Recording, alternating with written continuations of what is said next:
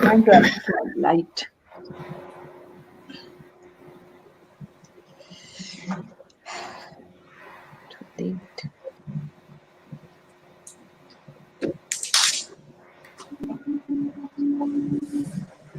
Good morning, everyone. I, Dr. Savita Mali, on behalf of Oriental College of Education, wishes you a warm welcome to our international e-conference, COVID-19, Radius on Arc of Social, Economic and Educational World. Our Oriental College of Education is affiliated with Mumbai. The Mumbai University song, which is in an ancient language, Sanskrit, rightly describes one of the ancient university of India, that is Mumbai University. I request our librarian, Mr. Salim sir, to play university song in the beginning of the e-conference.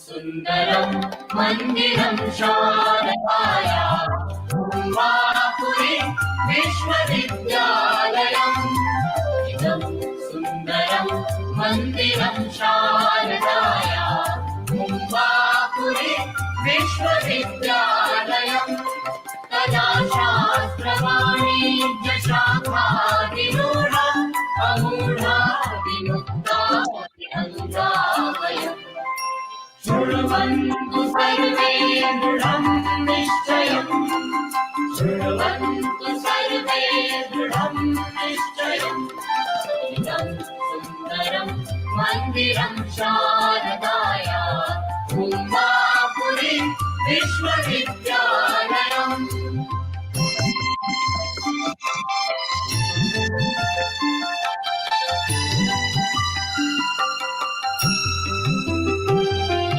सत्यं वदामो धर्मं चरामो नयामो नृणां दुःखभारं लयम्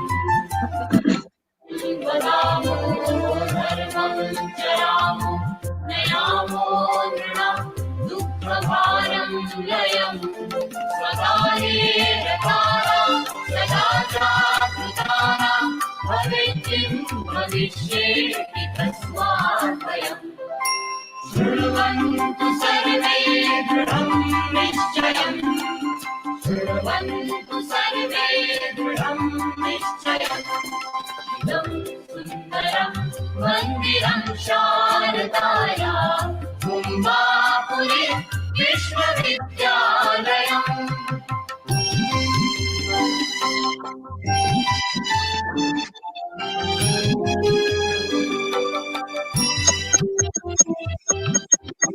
युवास्याद्वनिष्ठो युवास्याद्वनिष्ठो युवाध्रेयनिष्ठो युवास्याद्वनिष्ठो युवास्याद्वनिष्ठो युवाध्रेयनिष्ठो युवा राष्ट्रकर्तौर्यनिष्ठा समाने विलोकत्रयम् शृण्वन्तु सर्वे दृढं निश्चयम् शृण्वन्तु सर्वे दृढं निश्चयम् इदं सुन्दरं मन्दिरं शारदाया Mumbapuri विश्वविद्यालयम्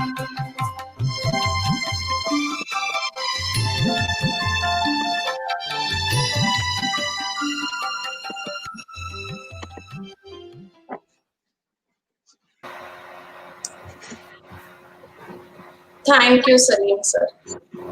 Thank you. We bow to Goddess of Knowledge, Saraswati, and University of Mumbai as well. Let's welcome our energetic, optimistic, and passionate leader, Principal Dr. Rihana Inamdar, for inaugural speech of this e-conference. Over to Dr. Rihana Inamdar.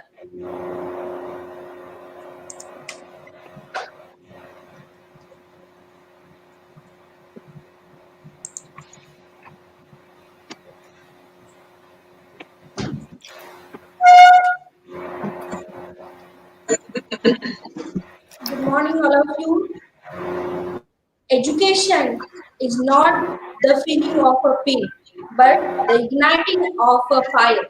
A very good morning to all, one and all present here. It gives me immense pleasure to welcome you all and our chief guest, Dr. Azim Khan Sir, General Secretary, Oriental Education Society, our special guest, Dr. Sunita Magre, Professor and in charge Director, University of Mumbai, Thana Subcampus, and the esteemed knowledgeable keynote speaker, Dr. Bhalchandra Mundekar Sir, ex-MP Rajya Sabha and former Vice Chancellor of University of Mumbai and former member of Planning Commission and the Agriculture Prize Commission of India. Dr. Jyotsna Patnaik, Professor of Early Childhood Education at California State University, Dr. Sally Mathur, high school teacher in California, Dr. Haidari Karan, CEO, Oriental Education Society, publisher, Mr. Vinay Hathore, Agenda Publication, Aurangabad, our conference convener, Dr. Sangeeta Nath, coordinator, Mrs. Swarnalata Soni, and the distinguished audience present here today, the staff and the faculty of Oriental Education Society, and all the students. It is indeed my proud privilege to present this first international conference in a virtual mode in our college. COVID-19 has taught us a lot of lessons. It has, in the last 8 months, brought us to realize the changes needed in our way of life, in our thinking, and in our perspectives. Today, we often hear the new normal associated with so many things in our life that had changed forever. We know that we cannot go to our world ways completely.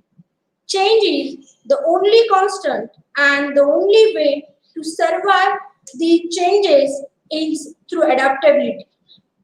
Education opens this door and gives us opportunity to be adaptable and embrace change gracefully. The word of John Dewey seem more relevant now than even before. Education is not preparation for life. Education is life itself. Education is not subject to change, but change is subject to education. Oriental College of Education, under the flagship of Oriental Education Society, strongly believes in providing an education that will enable individuals to embrace change. Education Society strongly believes in harnessing the energy and dynamism of the youth, the younger generation, and channelizing their potential into productive and progressive ventures that will place our student in global arena. The vision and mission of Oriental Education Society has been given shape by our late President Sir, Professor Javed Khan Sir. His rich and varied experience in the field of education has enabled the establishment of these many educational institutions that provide quality education. To keep playing forward, the education we receive should enable us to enrich the lives of others. The whole purpose of education is turn into mirrors, into windows. Mirrors reflects your image, but windows provide a view to the outside world. They give you an opportunity to dream, to escape and liberate to oneself from the stereotype, the narrow-mindedness and rigid shackles of orthodox society. Hence, the purpose of education is not to accumulate degrees, but to have the fire of learning ignited within each of us, aligning with the mission and vision of Oriental Education Society and our late President Sir. It has been the endeavor of Oriental College education to continue to provide global platform to our students in every sphere possible. This conference is one such opportunity, and it is extremely important for us to know the effect of this pandemic on the social, economic, and educational level. COVID-19 has enforced new norms in our lives with increased emphasis of hygiene and sanitization, masks and sanitizers, along with social distancing in our new normal. In the field of education, blended learning, new ways of assessment, flexibility, and adaptability of systems and process has become the need of the hour. On the economic front, restrictions of businesses has been unavoidable. New business ventures and startups have seen opportunities during this pandemic and thrived. However, some established business has collapsed too. Hence, we all has recognized over life and brought in some many changes in order to survive this pandemic. This world, this would not be possible without our education. And as Benjamin Franklin rightly said, an investment in knowledge pays the best interest. Now, I would like to share some information about this conference. I'm extremely happy to share that we have received more than 50 papers from different states and countries. We have to publish these papers in peer-reviewed, referred, and UGC-listed journal with ISSN and 6.399 impact factor. Your participation in this conference gives us the hope and encouragement for the future. A big thank you to all the distinguished guests for their valuable time and all the invitees here for their participation and their contributions. Thank you. Thank you all of you once again.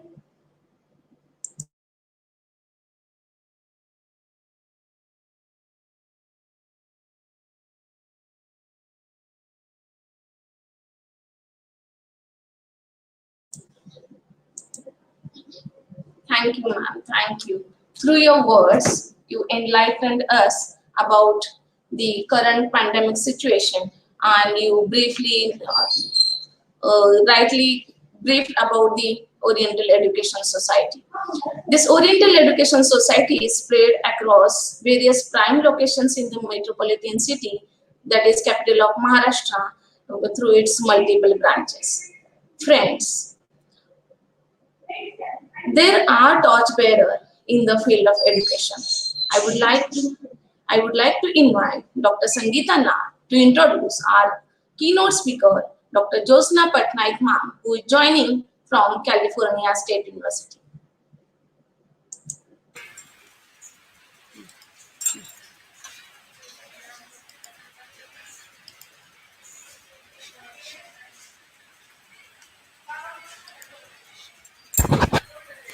A very pleasant and good morning to one and all present here.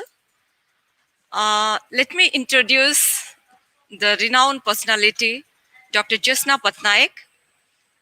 She is a professor of early childhood education at California State University, Long Beach, CSULB.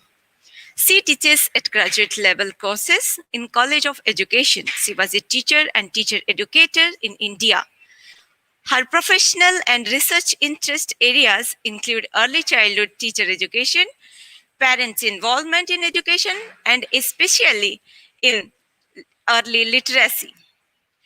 Madam is involved. She has served as a board member of the Los Angeles chapter of Pratham that serves children from underprivileged community in India, and is serving the board of another NGO, Early Childhood Education Ethiopia. In addition to publishing articles and books, chapters, she has edited many books. Childhood in South Asia, a critical book at issues, policies, and many more. She also included while writing Encyclopedia of Children's Issues in worldwide. And she has also served as the guest editor and co-editor of two peer-reviewed journals in the USA in 2005 and 2010. Currently, she is serving as the co-editor of the special focus issue of a peer-reviewed journal, which will focus on the impact of COVID-19 on early childhood care and education around the world. She will also edit a book on the same topic for the Springer Publishing House. Both these publications are uh, scheduled to be published by the end of 2021.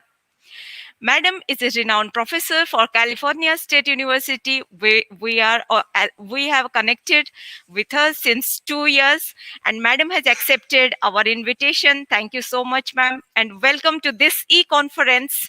And please highlight from your perspective how this COVID-19 arc is spreading over education spheres. Our teacher educators, our students, everyone is waiting to hear you, ma'am. Welcome to this seminar, and we are eagerly waiting to hear you, ma'am. Welcome to Dr. Josna Patnaik to this e-conference.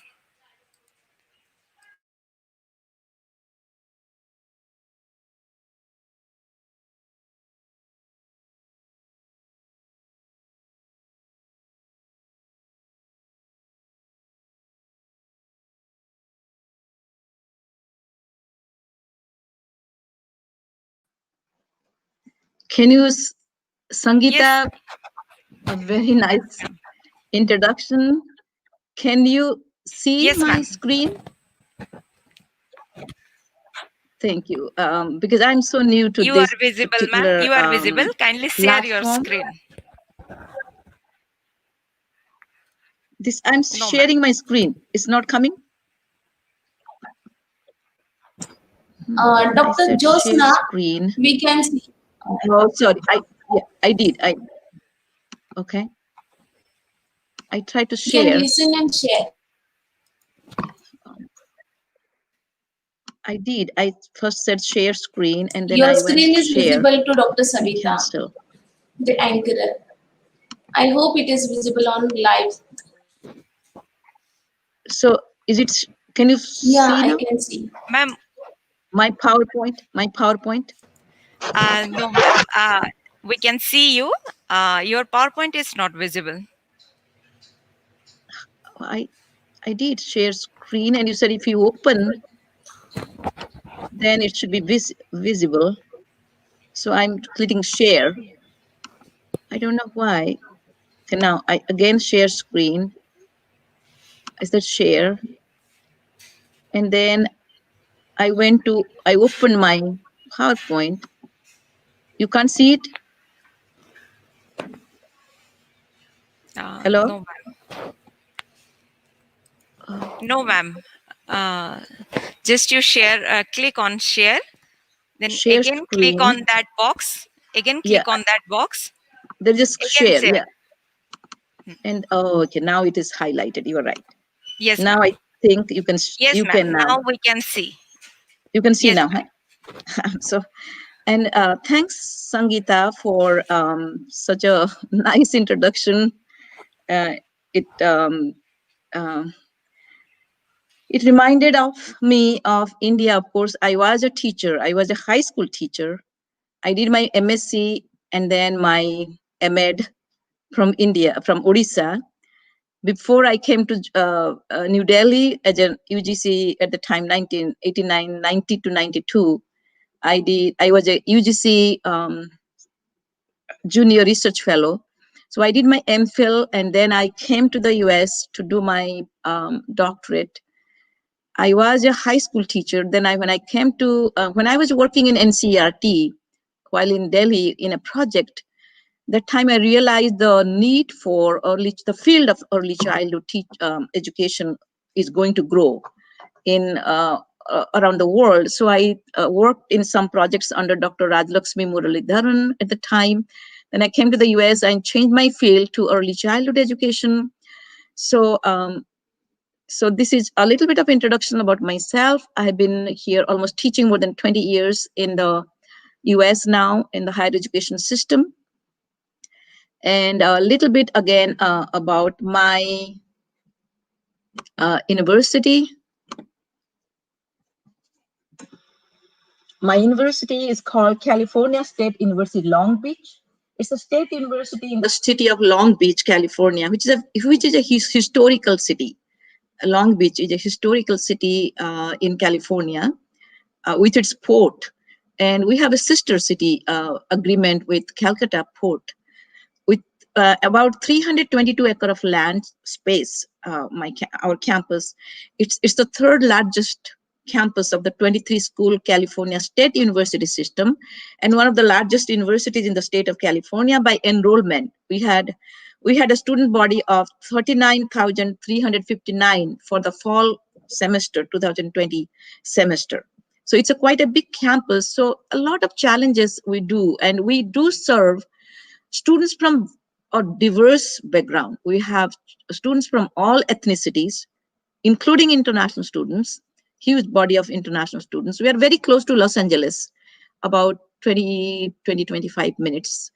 And we do also serve students from all different socioeconomic status. We have a huge number of students who are low income and minority in our campus. So we do have a lot of challenges when it comes to serving students and faculty and staff. With a huge campus like that, we have the same number of the percentage of faculty and staff is also quite high. And so I'll go to a little bit of pre-COVID scenario. Before how was the teaching and learning process on our campus? And majority of the courses, about 80% of the courses were traditional, or we call it like a face-to-face. We did have courses which were full online or hybrid, part online. They meet alternate sessions, face-to-face or in person, and the other week or other class they will meet virtually. All courses have a web portal where students enrolled in the course can receive resources, print and audiovisual, announcements, syllabus.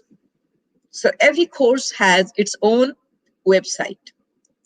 The university has purchased Desire to Learn. It's a learning management system. So all of our courses are put into this system, DL2, and then each course has its own website, which is secured. Nobody else can enter the course website. So faculty or professors, they put all their resources, and I'll show you a little bit of sample of how one of my courses, I'll show you how it looks like.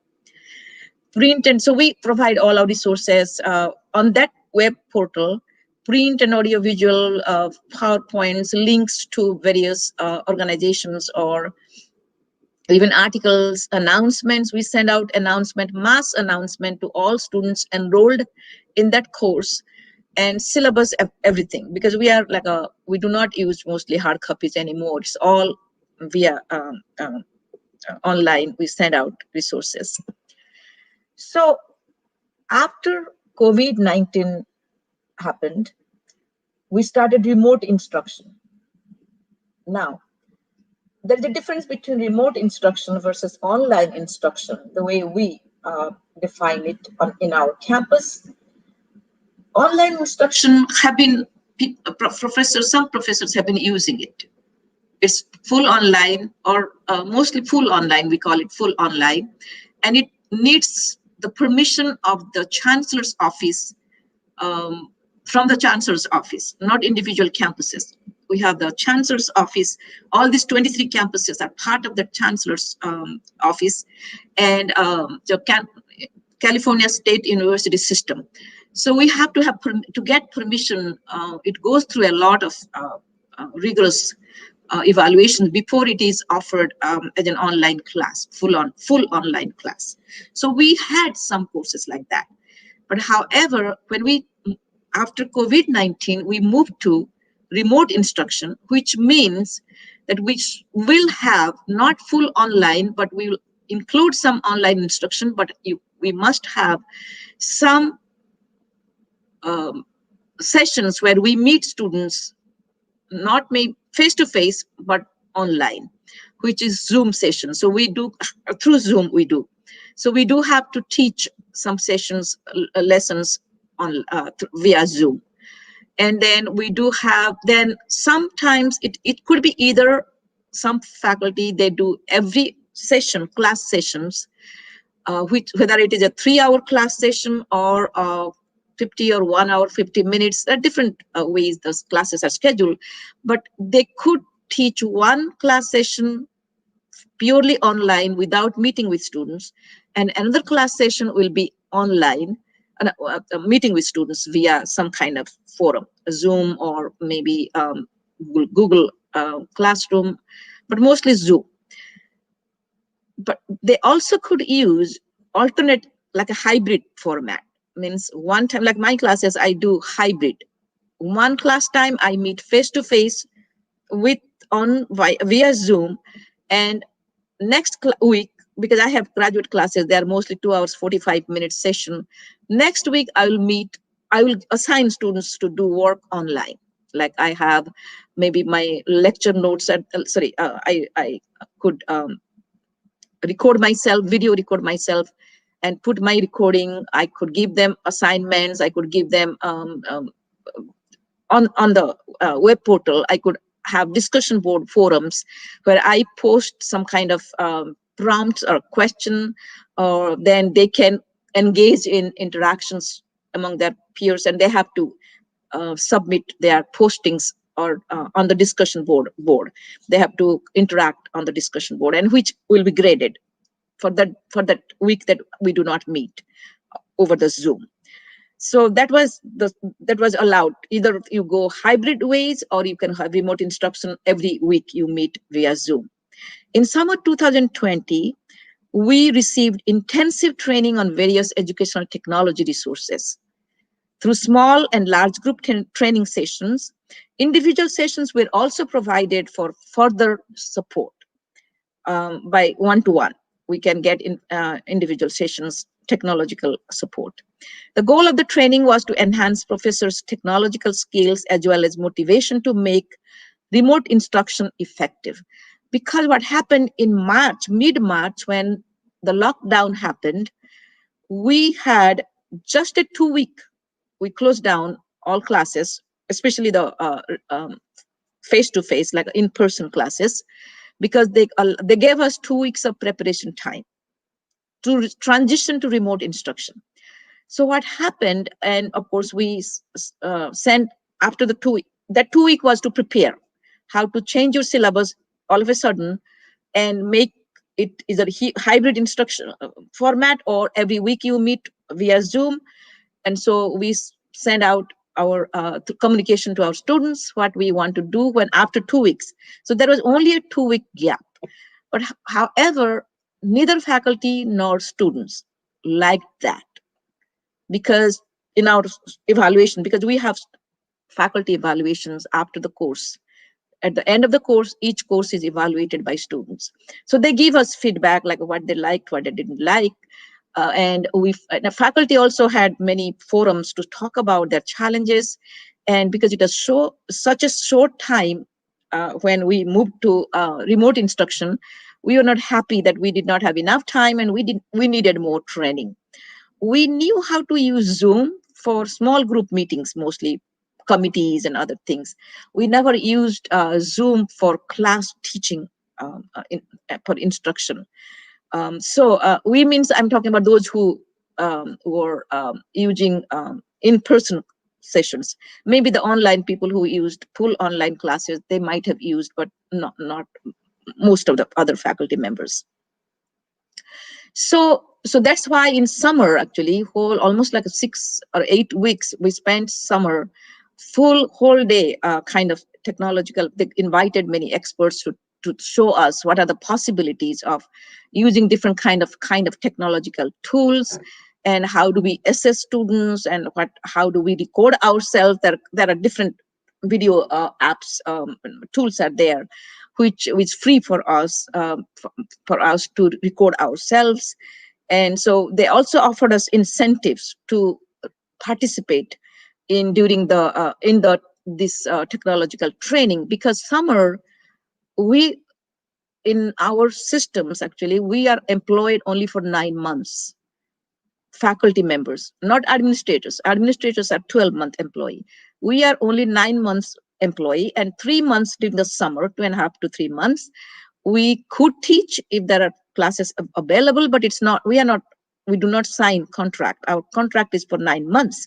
So between this, so during the summer sessions, when they are offering this remote instruction, um, technological training, so they have to offer something to faculty to bring them to for this training, because they are not under contract to participate in any of these activities. So they provided us incentives to participate, but it was quite rigorous. Every day from morning 8 o'clock to 4 o'clock or 5 o'clock, we did receive the training, practice those in small groups, individually. And so different kind of strategies we used in fall semester. When we started in August through December, we just finishing up our final week, is next week is our finals. Courses that were offered in traditional in-person instructional mode were offered either by Zoom, as I said, either hybrid format, alternate weeks we meet, or all each week we could meet with our, all sessions we could meet with our students via Zoom. Faculty are encouraged to use various features in Zoom to make the class interesting and to avoid monotony, because students did not like, especially 3-hour class sessions.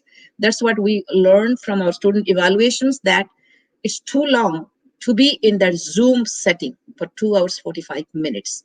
So they really did not like that, and we did not know how to use these breakout sessions, especially. So what we did in now, so in the fall semester, all professors, we use a lot of whole class teaching and small group breakout sessions to emulate small group activities that we used to do in our regular in-person classes.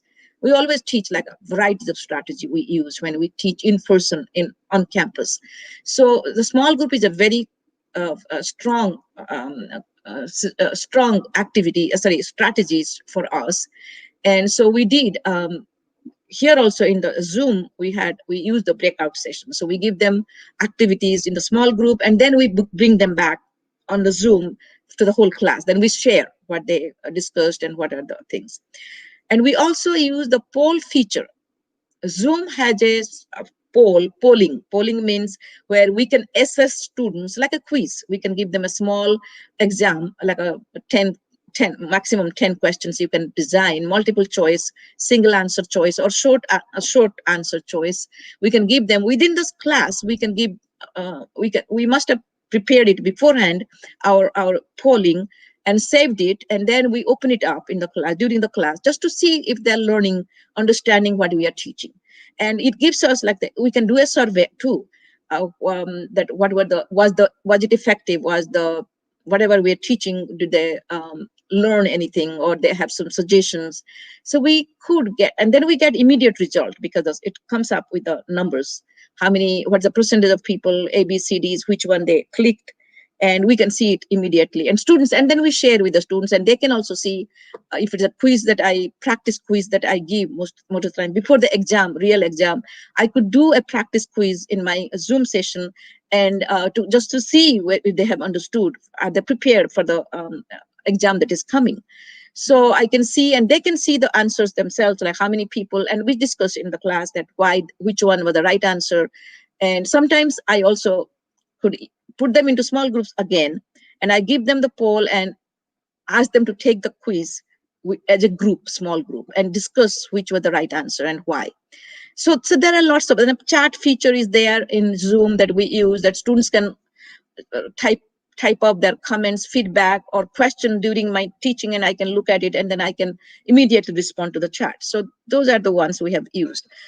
And then another thing we have used, faculty, many faculty members or professors are using polling feature, which one Zoom has it, But actually, more sophisticated polling apps are also used to test learners' understanding during the class sessions, or even conducting surveys to find out how students are doing, if they're understanding your teaching. Kahoot is a very, even in public school, the schools, elementary and high school teachers also use it. It's also a game-based learning platform, and students can use a web browser, or sometimes they can use an app on their mobile devices. So it helps in the class when you are doing this, and you give this poll, and they have their mobile cell phone, mobile phone, and they can use it there. We have clickers is another one. It's very popular. It used to be clickers long time. People have been using clickers, and Kahoot as well. But polls everywhere. There's another one, polling app, which is free. And clickers, what happens? Instructors can get the free account for clickers, and but students have to buy these clickers. It's a small instrument, like a tool. They have to buy it from the bookstore or somewhere. They can buy the clickers, and they can use it in the class. They can have to click that which is the right answer. So the new versions of clickers have, I have seen, I have not used it, but some people have used it, and they have shown us that it can do not only multiple choice but matching or other forms of questions. You can use those for so polling is a very effective and very widely used feature in our classes, in our instruction. During the session, we do that. Many professors do that. And some of the positive aspects of remote instruction, we know that even now, my students will tell me that we wish we could have been in the real classroom. But we all know that with, and especially in California, all of you have been seeing the statistics now about the COVID, the spread of COVID, and we are the highest, California, because it's a huge state, and not also not only space area wise, but it also we have the population is very high. So it's a large number of people live in California. So we have spread of COVID-19 is very high, and so we have to be very careful. Now we started again the lockdown because of the number of cases that is rising. So looking at what is the best option, this is the only option that we have between life and education. So of course, life will always, living or survival will always be more important than just getting an education. So that's the only thing we have choice. But we know that's, but it also has some of the features, some of the aspects that I could say for myself and my peers, that it really it pushed us to, we always have used technology, some form of technology, but it's really brought more confidence, the kind of training that we received, and then we also used in our classrooms. And then they have ready available support anytime. They have like from 8 to 3 o'clock, they have one where I can go and get into the Zoom with individual person, technological person, who will help me with if I have any questions. So it's like a instant help is available. So I got more confident in offering remote instruction. Even now, they taught us like, because it's not like in the class in person teaching. So you have to make it more clear when we are designing our syllabus. During our teaching, all our assignments, all our expectations have to be very clear because of remote instruction. So we, like I have whole in my course and syllabus is very and every week before the due date is coming, I'm sending out a mass email to students that this is coming, or I please meet with me if you have any questions about this assignment or whatever it is. So it's, these are the things that we may not have thought about before, because we are meeting with them every week, but now we do it so that to make them be more in tune with the class. We are adopting flexible attitude towards course policies now. We allow students, even if they miss a deadline, I'm okay with it, because knowing what they are going through as well. And we all serve as an advocate for our students, because many students actually, we didn't in last spring we realized that many students do not have their own personal computer. Actually, they used to come to the library to use computers. They didn't. So now our campus have loaned, they loaned the laptops to students, those who do not have it. So we serve as advocates for our students. We inform them whatever the campus resources available. uh, we uh, I mean, myself and my colleagues, we do like we ask students to schedule a Zoom meeting with us, even individual meeting, anytime they want, because we are more flexible now, not just designated office hours, which we have to have, but even beyond that, we are asking students just to send me an email. You want to meet with me? We can have a quick 10 to 20 minutes of a Zoom session. It puts a lot of tax. It's like a taxing on us, but we do offer those things. And okay, now I will go quick because we don't have much time. The challenges, as I said, faculty using the home for office purposes, sometimes it's very hard because everybody, like your spouse is also working from home.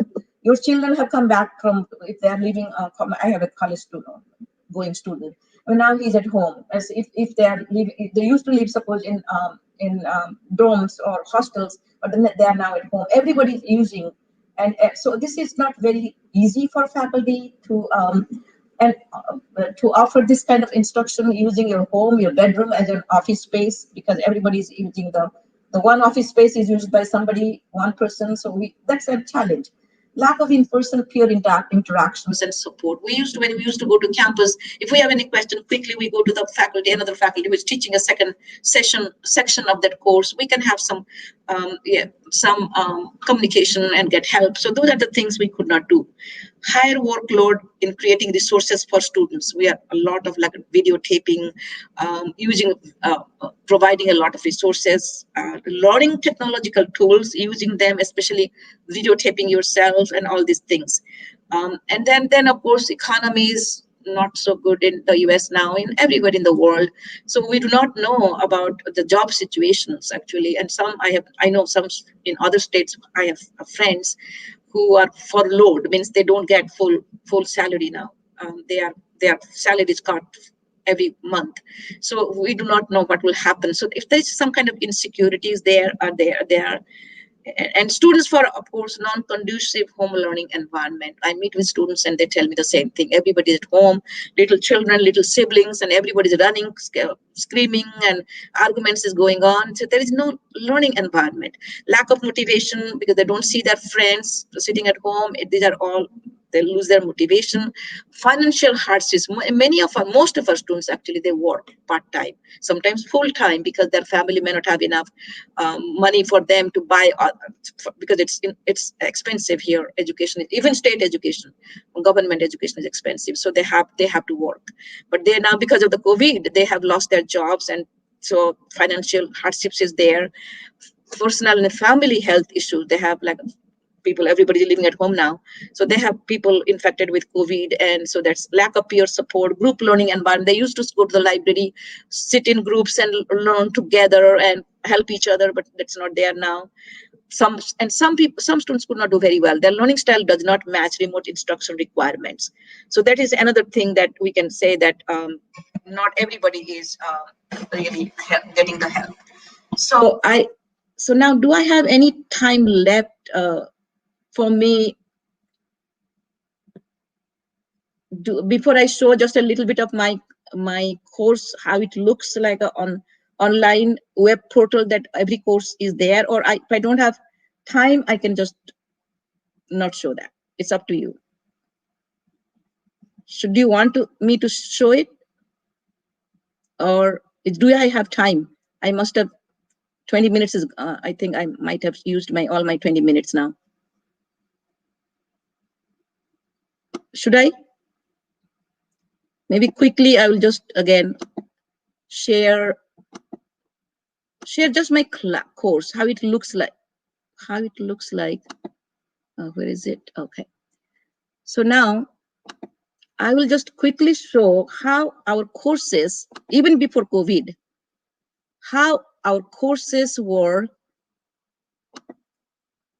have a web portal. So this is my course. Can you see my course that I'm showing it, Sangeeta? Yes, ma'am, it's visible. Okay, now, so see that here, it's my course home. This is my home page. So here I have there's a small, I don't want to take time, but there's a video of introducing my course. So they can click and know about the video before even the school starts. We show I put it there, so they have that before they come to my class, so they know about the course. Sorry, I went back again. So that's one thing. Content. If you look at the content, these are all things that I have given. So my syllabus is there. Course virtual office link is there. Online meetings link. Okay. Course assignment checklist. Whatever is due, when it is due, everything is a checklist I created, and they can click it and they can save it and download it. Student resources I have. Then I have module. I have divided my course into different modules. Every module is for a week or two, and so these are different modules. Module 1, module 2, like that. It's all like four modules. And then I have module 5 modules I have. So each module have its own. If you look at all these things are there, you'll see that all these things have their own some kind of resources attached to it. So this is my content. Okay, so all these things I have put there for students. And my lecture notes are here. I have 18 lecture notes. They're all posted there. They can download and before even the class or after the course. And I have media. I can use any kind of media that I want to post. Class list. This is the one that all students are there. Their email. So when I send an email, it's a mass email. It goes to everybody. So I do not send individual unless I need to. Otherwise, if it's an announcement, something I want to share, I can do. Dropbox is one where they can submit their assignments to that. I created the forums. So assignment 1, assignment 2. So they can put their bigger papers into that place. And then I can, and it saves there. And I can see the turn it in feature. What is turn it in? It's a originality score, because sometimes students are getting things from a lot of things they're copying and pasting from internet. So that Dropbox has, when they submit an assignment, it automatically, I have checked it, it automatically looks at where those content have come from in that paper. It shows me, okay, it's coming from that website, this website, from somebody, something like that. So I can see that what's their originality score. Maximum I have allowed them 30%, because sometimes this APA style, the references and things could be from it. You can get it from website and other places too. That's okay, but not the content. So that's the Dropbox where students can submit their papers.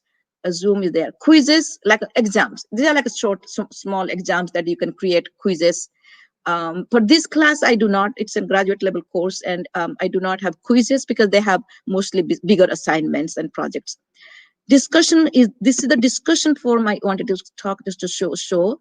Here, these are all discussion forums that students have. I have created all these forums, article summary, reflection, country group, PowerPoint. So they have posted there all this for every module that I have divided my class into. So they have posted their papers. Sometimes they have their discussions, sorry, not papers, sorry, their discussion. They have to interact, they have to post something, they have to type something. And grades, of course, the grade will, all the grades are, I think these are all, I have created my grade book here. So all these grades will be here. I can put my grades. I'm not going to open them because their students' names are associated with it.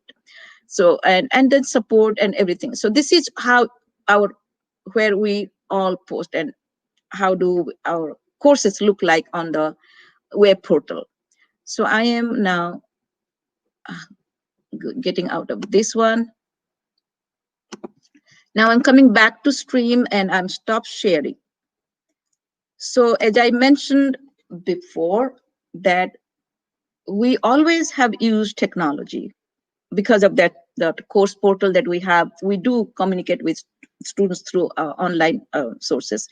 But remote instruction actually has forced us to learn a variety of technological tools and use it effectively, and to motivate students and try our best. I know that this is not a situation. Once the vaccines comes out, we are all looking forward to get back to our real classrooms. And but as I said, things that I have learned in this during this remote instruction technological training that I received, I'm going to use it as a supplemental to my even my face-to-face or real in-person class instruction. I'm going to continue to use some of these features. So I will stop there, and Sangeeta, take it, go to the next. And thanks for the opportunity for Thank you, ma'am. sharing. I did not talk about anything about theory and other things and what is happening for COVID-19 in general, and we all have been hearing the news. So I just wanted to share what I do now, practical aspects. Thank you. Thank you, ma'am. Thank you, Dr. Josna. Really, we had a virtual tour of what is happening in California and University, and how are you guiding to early childhood teachers as well. In India as well, we are using some of the tools, some of the training we have received. There were so many online courses, and we can say blessing in disguise. So teachers got equipped with this virtual technical tools as well. Thanks. Thank you, Dr. Josna. Dr. Bhalchan, Dr. Mungekar sir, we really apologize. We could not, we are new to this normal and we could not give you the access, and we were using some private conversations as well. We really apologize. Dear friends, there are handful sons and daughters who are born on soil of Maharashtra, and they are really gem. Dr. Bhalchandra Mungekar sir is really one of the gem, and we are really proud of him. He is not just the teacher, he is not just the economics, he is not the educationist, he is social reformer as well. He has contributed in variety of fields, and let me take this opportunity to list out very few contributions. His list is so long, but sir has to join another meet, and due to time constraint, I would like to introduce him in a brief. Dr. Bhalchandra Mungekar sir has began his career as a lecturer in 74 in University of Mumbai, where he became professor in 1998 in University of Mumbai. He was appointed as member of the Commission for Agricultural Costs and Prices in 1999 for the period of 3 years. He was appointed as Vice Chancellor of the University of Mumbai in May 2000. One of his notable achievements as Vice Chancellor was the establishment of the Academy of Theatre Arts and Lok Kala Academy in the 143-year history in the history of University of Mumbai. Sir, we are really proud of you. And I watched this program one time. I just wondered. He was invited by the Chinese Academy of Social Sciences as fellow for 3 weeks to make comparative study of the agricultural price policy of India and that of China. Before completing a 5-year term as Vice Chancellor, Dr. Manmohan Singh appointed him as member of the Planning Commission in July 2004. In the Planning Commission, he was in charge of 7 ministries, which are Human Resource Development, Social Justice and Empowerment, Tribal Affairs, Minority Affairs, Culture, Youth Affairs, and Sports. While in the Planning Commission, he introduced the 2000 Rajiv Gandhi National Fellowship for the SC and ST students, which is 2/3 and 1/3 respectively for doing MPhil and PhD. He totally restructured the spatial component plan for the STs and tribal subplan for the STs by making mandatory for the state and central governments to earmark their population proportion funds out of the plan outlays and making these non-lapsable and non-divertible. As the chairman of the Standing Committee on the intersectoral issues of the tribal development, he submitted 3 reports to the former Prime Minister Dr. Manmohan Singh that included a report on the land acquisition, compensation, resettlement, and rehabilitation. That latter became the basis of an act passed by the Parliament, 2 reports to the HRD Ministry, Financing and Higher Education, and restructured in the state examinations as well. He was honored with Rajiv Gandhi Outstanding Educationist Award, Best Educationist Award. He is honored with D.Litt degree as well. He has written many books in Marathi and English, which are based on issues of economic development and Buddhist philosophy. He has written monograms, he has written articles, he has received C.D. Deshmukh Prize as well. His autobiography named Me Asa Ghadlo, which is covering period only up to 18 years of life, was considered as a modern Indian classic by the Sahitya Academy and is being translated in all major Indian regional languages. Sir, the list is huge, but I would like to take a pause and I would like to hand over to you. Over to Dr. Mungekar, sir, please.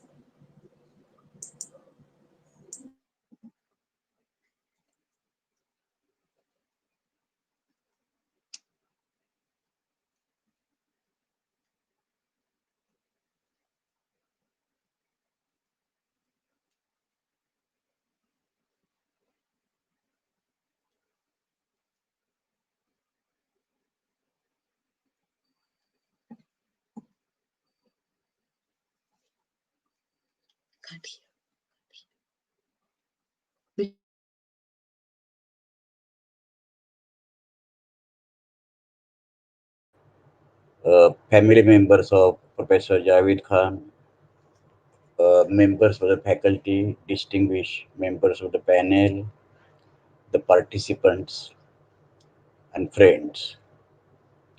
It's indeed a great pleasure for me to join this international conference on the impact of COVID 19 on the world economic and social order.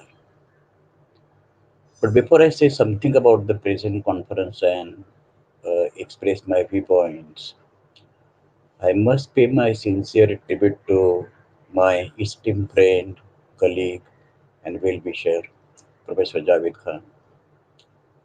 We were friends, intense and intimate friends for nearly 20 years, particularly when I became Vice Chancellor of University of Mumbai in May 2000. By that time, he was trying to expand the educational network under the banner of Oriental Education Institutions. And then we became thick friends, indispensable to each other. I was away from Mumbai for nearly 12 years, first as member of the Agriculture Prices Commission, then as member of Planning Commission, and then as the member of the Rajya Sabha. That's why there was no routine daily interaction between us, but though we were not able to meet physically, we were constantly in touch with each other, and I'm very proud to say that I am one of the members of Professor Javed Khan's family. He has left behind a rich legacy, simplicity, benevolence, discipline, concern towards the deprived sections of the society. He was closely aware of my involvement in the problems of minority. And when I say in the Indian context minority, we invariably I mean Muslim community. Because Muslims constitute nearly 15.5% of India's total population, the largest population of Muslim community after Indonesia and Bangladesh. And unfortunately, whatever going on in India today in its social and political discourse, I actually go with sleepless nights because I'm concerned towards human social order, equalitarian, and any kind of discrimination on the basis of caste, language, gender, religion, color, race is absolutely greatest spot on the human civilization, the dark spot on human civilization. Now, when we are discussing impact of COVID-19 in a broader perspective, I just heard about its impact on education and how education system world over is adjusting to reduce its impact by resorting to technology. That's why I shall not speak about it. I shall offer a few comments about uh, how technology is being used and what is its social impact at the end of my lecture. Unfortunately, I beg your pardon because 12 o'clock I was supposed to reach an important destination to attend a social engagement. But as it may be, COVID 19 is an unprecedented social phenomenon, not only relating to health, but no phenomenon in the recent human history humanity has experienced as disastrous as pandemic, as devastating as COVID-19, and it has offered a formidable challenge to the governments of both developed as well as developing countries, and also the policymakers world over.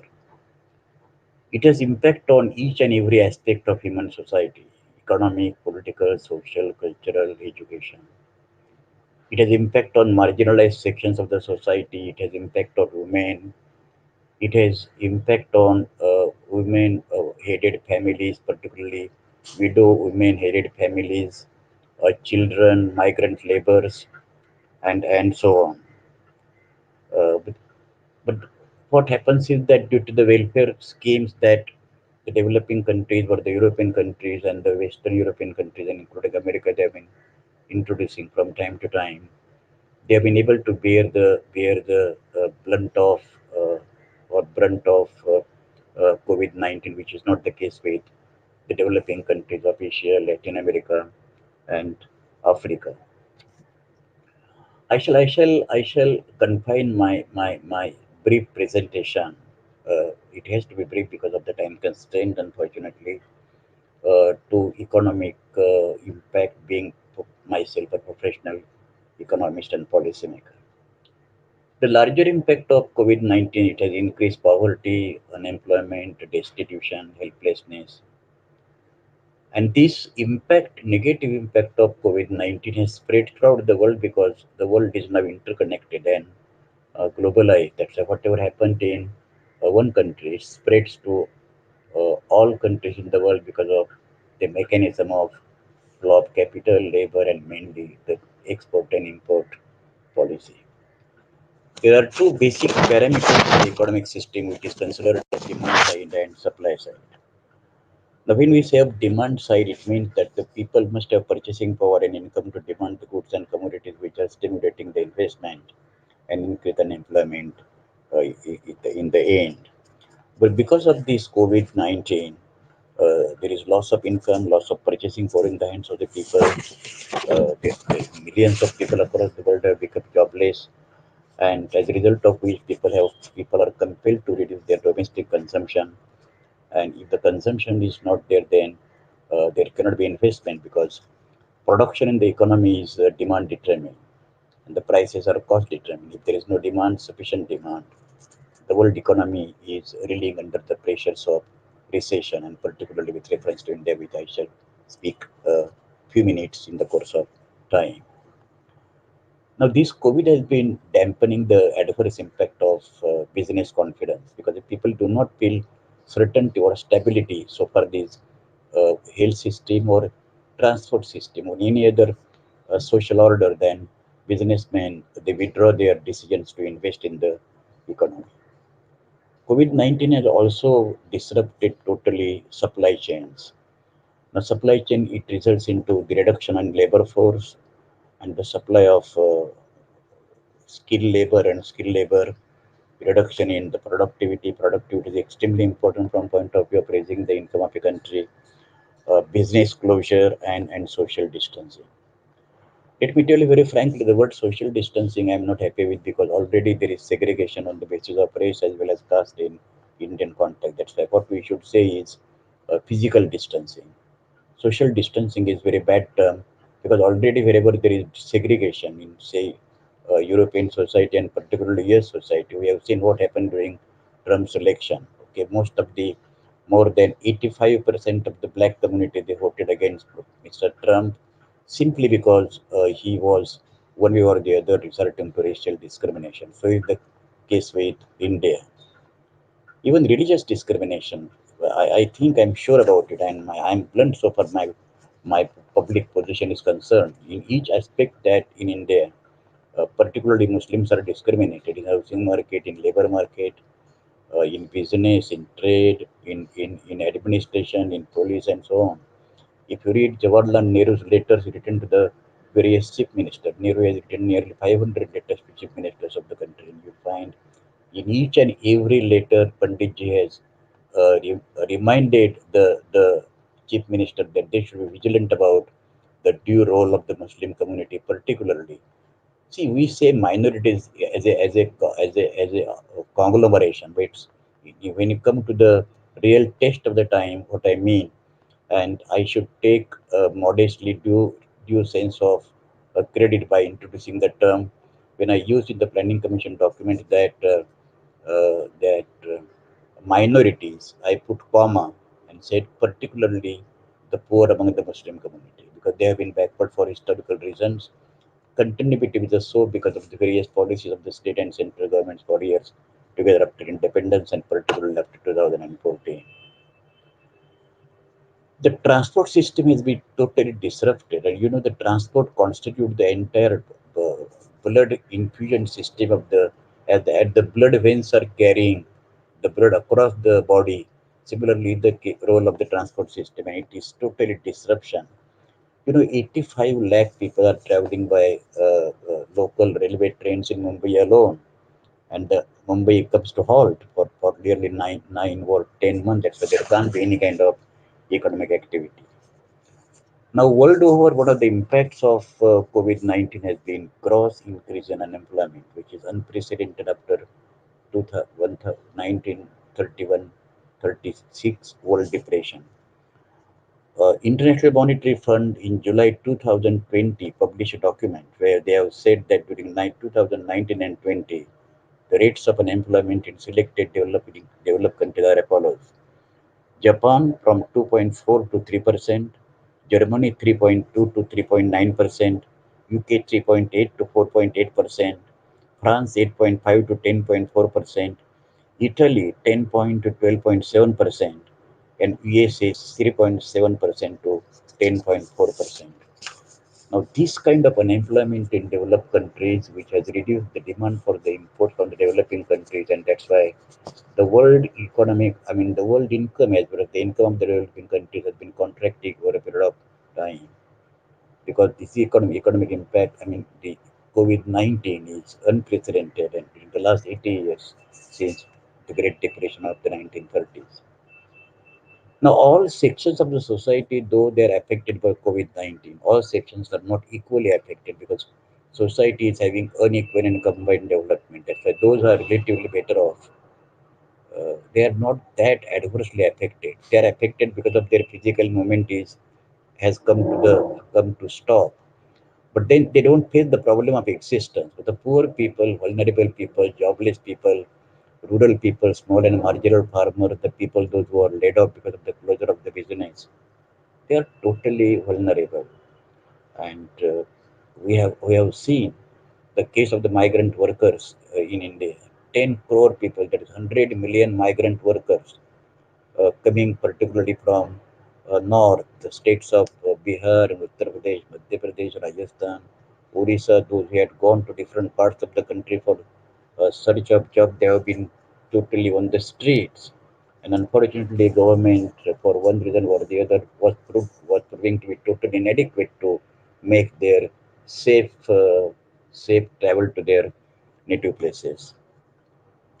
Now, when COVID-19 has taken place, that India, let's come to India very briefly.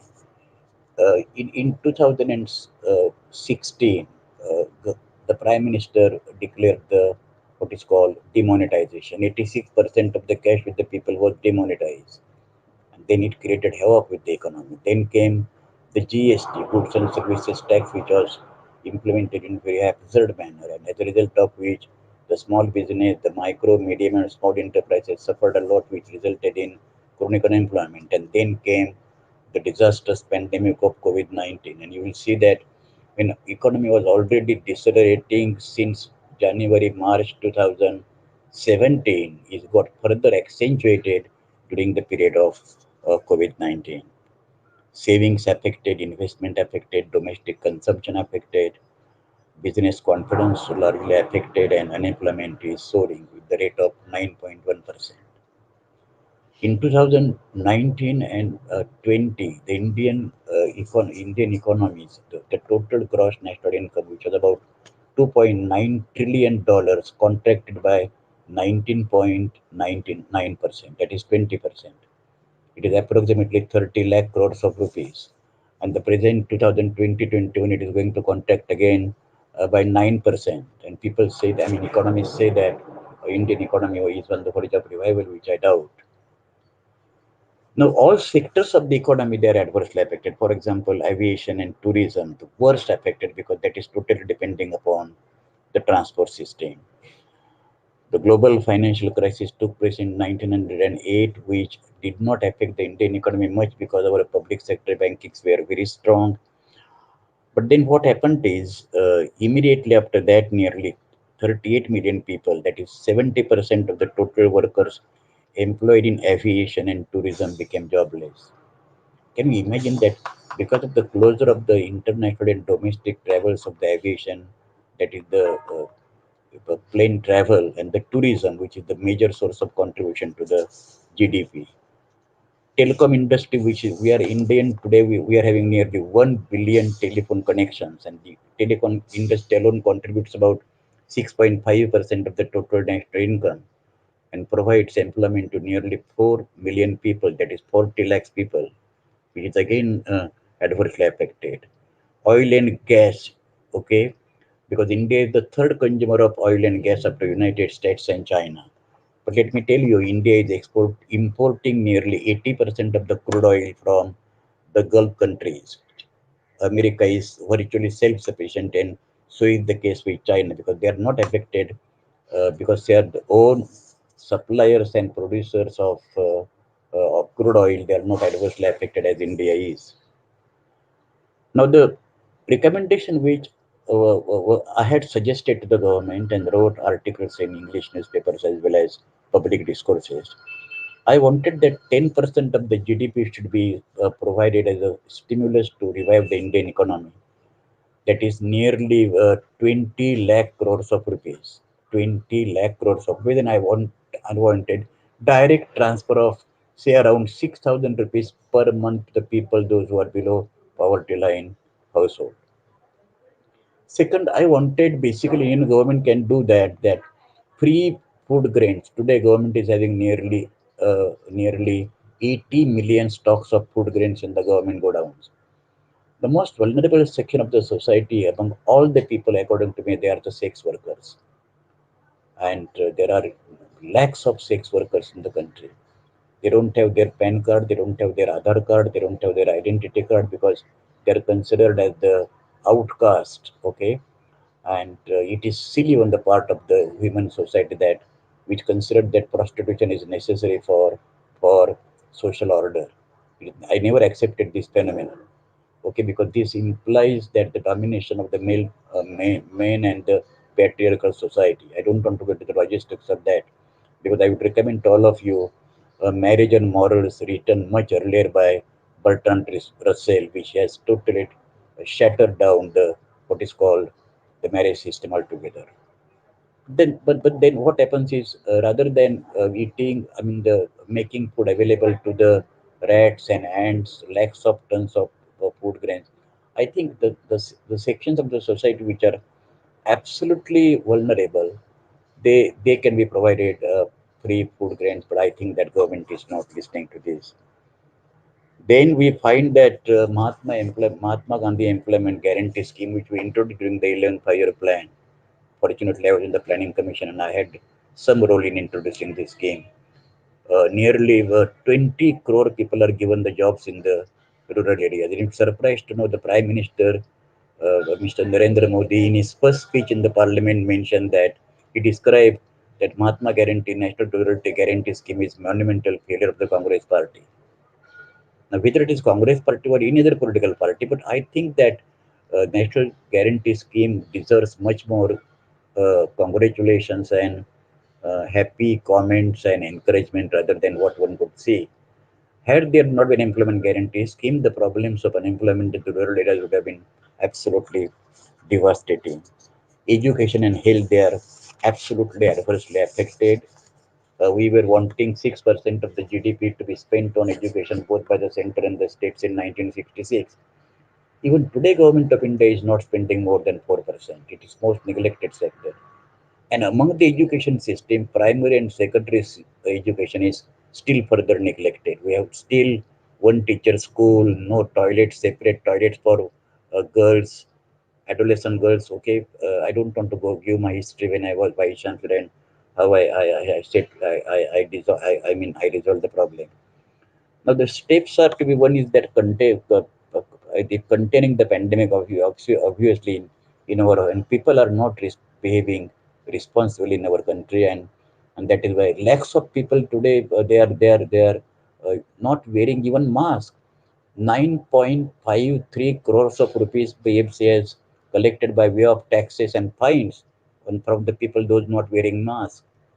Now it is so utter social irresponsibility, strengthening the safety net, and then measure the impact of COVID-19. Because measuring of the impact of COVID-19 on different sections of the society by using different parameters is extremely important, because when all the sections of the society are not equally or in identical manner adversely affected, we have to identify, we have to prioritize our limited natural resources.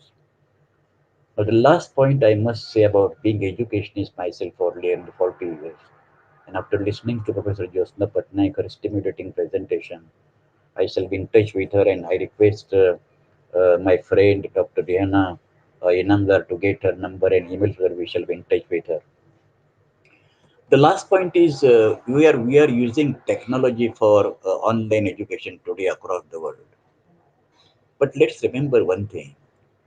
Marx has said that technology is the locomotive of human civilization, because today we are able to have this kind of webinar or seminar with a natural international only because of the advancement of technology, which nobody have visualized 50 years or 60 years or 40 years ago. But then let us understand the limitations of technology. Online education, okay, is desirable because we are adjusting to the adverse impact of COVID. But I see a growing tendency to permanently switch over to online education. And I warn the educationists and policymakers and governments of the world, whether developed or underdeveloped, it will be a social disaster if we completely switch on from school education to the online education. Technology is a supplementary and complementary to human beings to make their life comfortable. Technology cannot replace human beings. It is complementary and supplementary, okay, to enlarge the scope of education, to enlighten the students, to give them the more knowledge, more information, more easily, with less cost. But technology cannot be the substitute for a human civilizational daily routine life and living discourse. School is the meeting place. Professor Patnaik was saying that they have got students from different ethnicities. See, each ethnicity is independent nationality in the terms of political science. Okay, in India, Hindus always have general tendency of considering that Muslims are always having pen knives or knives in their pockets, and they are dangerous people because they have the image of a Muslim community. Now this is absolutely wrong, because they haven't seen any Muslim in their daily life, because our localities, our residential complexes, we are totally segregated. Now, online education will ultimately result, if it is permanently switched over from the school education, it will result in human segregation, which is already there, unfortunately. Now, school education is a discourse. School is a social event. It is not a building. It is a social event. It's gathering. It's an assembly where students of diverse background, economic, political, cultural, social, they come together. They exchange their views, and then America itself, when they're implementing the affirmative action, they have shown they don't have quota system as we are having in India. But wherever in the companies, uh, different people of diversities are coming together, productivity of labor is greater. Can you imagine world only of men? Can you imagine the world only of women? Can you imagine a house without woman? Can you imagine a home without a woman? There might be 100 men in the building or in a family, 100, but they don't make home. Home means existence and presence of woman. She may be your mother, your sister, your daughter, your grandmother, your sister-in-law, whatever. But it is just inconceivable, the idea of home without the presence of woman. That is precisely the case with the role of technology in human civilization. We should be utterly careful and utterly cautious about the role of technology, where technology can enhance human civilization, it will strengthen human civilization, it will make human beings more knowledgeable, more informative, more communicative, knowledge at your house, knowledge at your doorsteps. But then, particularly in a country like India, where there is no physical infrastructure, in India, I was 12 years in Delhi when President and Prime Minister speeches were halting because loudspeaker was not working properly. 40% villages in India today don't have electricity. There is load shedding, electricity shortage. There is no proper communication system. Under these conditions, in addition to social segregation, you will be widening the social inequality, the economic inequality between the haves and have-nots, which already has been increasing. The latest report of World Bank or one inequality report says that 1% top rich people in India, they are having nearly 54% of income and 75% of the total wealth. This is inconsistent with the norms of democracy and the democratic values. And so I think that I'm extremely happy. My colleague and friend, Dr. Rihanna Inamdar, uh, she has and her colleagues, they have taken pains to organize international conference. I would have been able to spend more time and also listen to what is being discussed subsequently once my presentation is over. But regretfully, I have to leave immediately to attend one so important social event. Uh, I thank all of you, and particularly the exhaustive presentation which is given by Professor Josna Patnaik. If I go to California, I will certainly meet her and we shall exchange our views so far education is concerned. At the end, I once again pay my rich tribute to my close, intimate friend and well-wisher Professor Javed Kanji. Today, he would have been present for this webinar, uh, perhaps not for anything else, but let me tell you modestly, please don't feel offending. Just to listen to what Mungekar is saying, and that's why I feel his absence too much. Once again, I thank you all and complete my presentation. Thank you very much. Thank you, doctor. Thank you. I just heard in newspapers your speeches I read. I had first time experience to hear from your God's words like that. And you gave us, you are a really God-fearer and you are bringing some of the pros and cons of this online transformation and so the effect on the Indian society. Yeah, truly, the ethnicity, religious concerns, and tribal concerns are to be considered. Right. Thank you, sir. Thank you Thank for you, your. Kavita. Thank you very much, Kavita. Thank you very much. Pleasure. Thank you, sir. Thank you, sir. Thank you. You gave us time from your busy schedule. Now, I would like to invite Ms. Swarnalata Soni to introduce our next keynote speaker, Dr. Shali.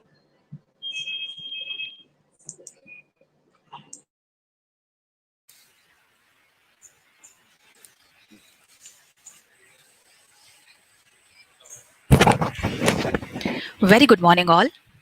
It's a great pleasure for me to introduce our next speaker of the event, Dr. Shali Mathur, who is going to explore theme of today's conference. Our speaker, Dr. Shali Mathur, born and raised in New Delhi, India, and completed her PhD in microbiology from Indian Agriculture Research Institution, New Delhi. In 2003, she was settled in Florida, where initially she worked as a DNA forensic analyst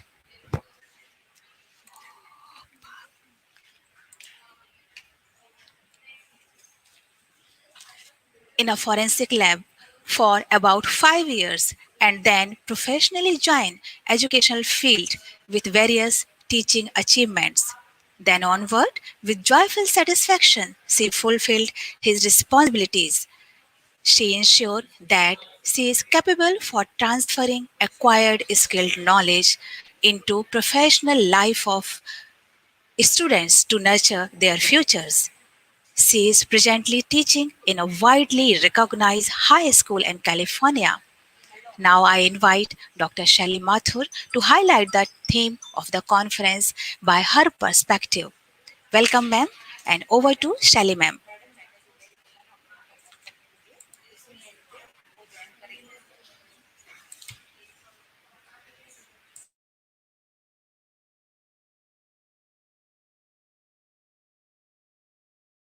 the organizers for inviting me and giving me the opportunity to share my experience on distance learning. And it's my honor and privilege. Thanks once again. So, I would like to share a small presentation that I have. I think I should be able to bring it up now. Right here, I think. So I will be, I think I'll bring everyone to the world of distance learning in high schools, which is quite different from, I think, elementary. Middle school is unique in its own way. College is unique in its own way. And high school is another world where we have, it's a beautiful world of students when we see a unique pattern of student behavior, student learning.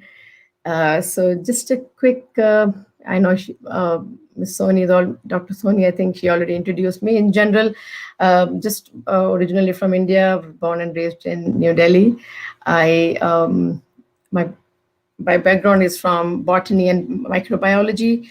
I was into research earlier when I was in Indian Agriculture Research Institute, and when I got married in 2003, I was still doing some research I worked as a forensic analyst, and it was a great experience working with human DNA and as a DNA forensic analyst, just to continue my research work.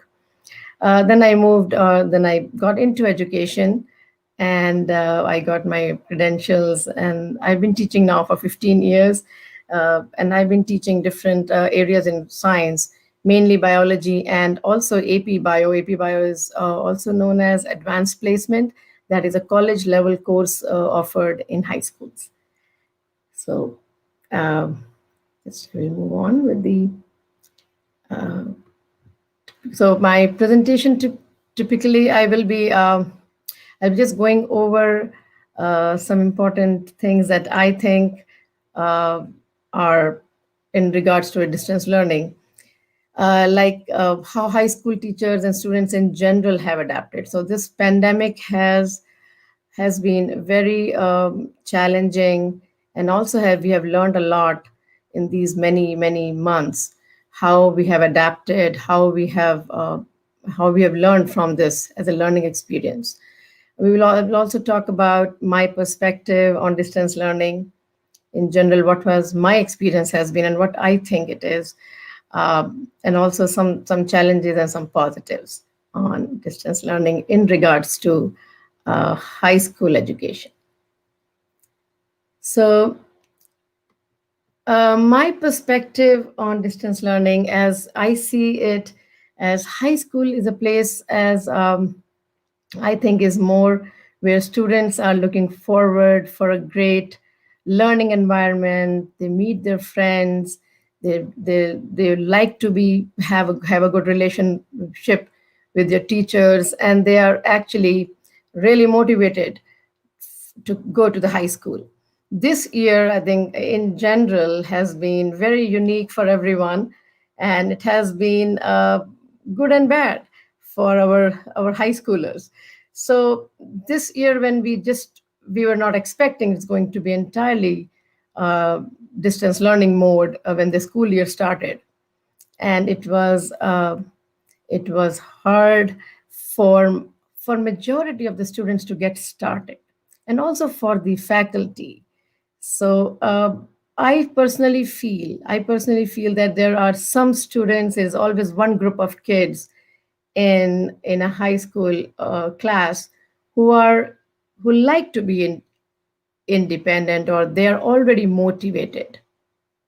But there are a group of students who need more structure, more guidance, more support from their teachers. They like to see the teacher in person, and then they are motivated once they meet the friends, when they do the hands-on, and that keeps them involved and interested.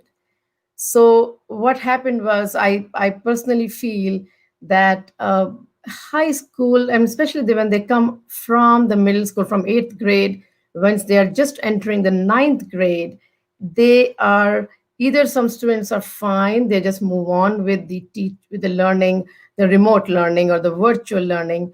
But there are some students who just, I think, they go blank, and that is the biggest challenge that as a teacher I faced. uh, in contrast to the college kids, students, they are more mature, and they have already gone through rigorous training and they're college ready. So I think that's more easier for them to handle it. So my experience has been really, it's a great experience for me overall, to see how students have reacted to this distance learning. I will still say it is a boon. It's boon for many aspiring individuals, and challenging situations, because they are able to do it. The work, they can work at their pace, and it's convenient for them. So more effective for post high school programs. That's what my perspective is. But all in all, then the given situation, this is the best we can do. So I think there's always a very bright side to what situation is given to us. Uh, my experience with distance learning as challenges, I teach public school where, students come from a wide variety range of socioeconomic and ethnic backgrounds. So when they come to the high school, they are coming from one neighborhood or one residential area where there are students from all economic and ethnic backgrounds. So we have to keep in mind that it's not only women, they can be having financial challenges, or they can be other problems at home. And sometimes so initially in this school year, our main problem at the school, our high school is a big high school with about 3,000 students, many sections, and many students in general. So the laptop and the computers were loaned or given to students. It took a long time for to get adjusted to the environment and giving them. So that was a difficult start for us. And then the Zoom was new for both teachers and students. So that was another. So Zoom. So my point is that it took us few weeks to get to a point where we were Very actually. close. That's the good news. Pfizer's COVID. Sorry.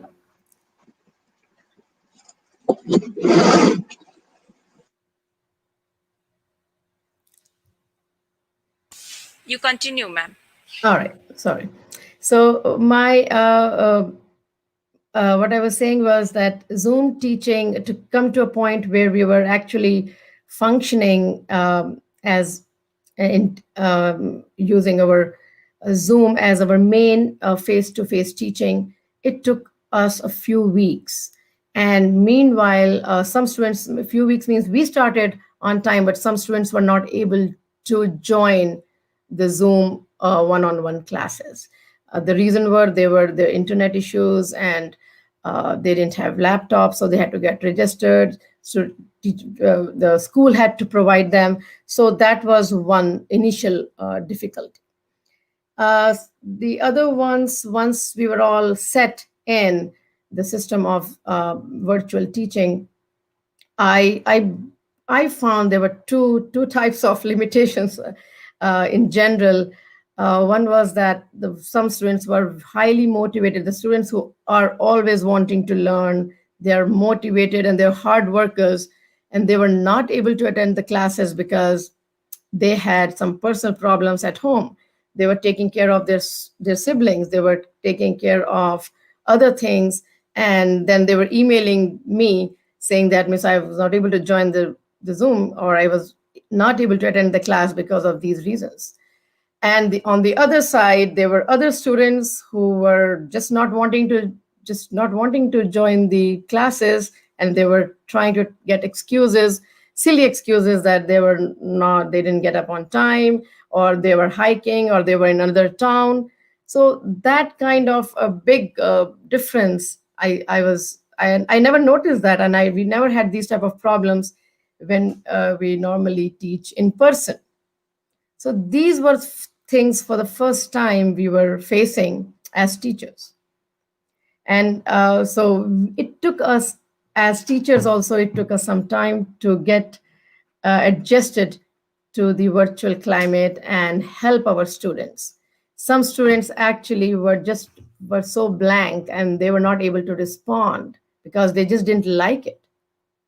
So we had to go one on one, calling their homes, talking to them, saying that it's okay. This is how I was just walking them through the how the content is placed in the system that we are using for online teaching. And I was helping students to get into the content and assignments. So that was again the middle part of the learning curve when we were starting, when we had this virtual mode this school year.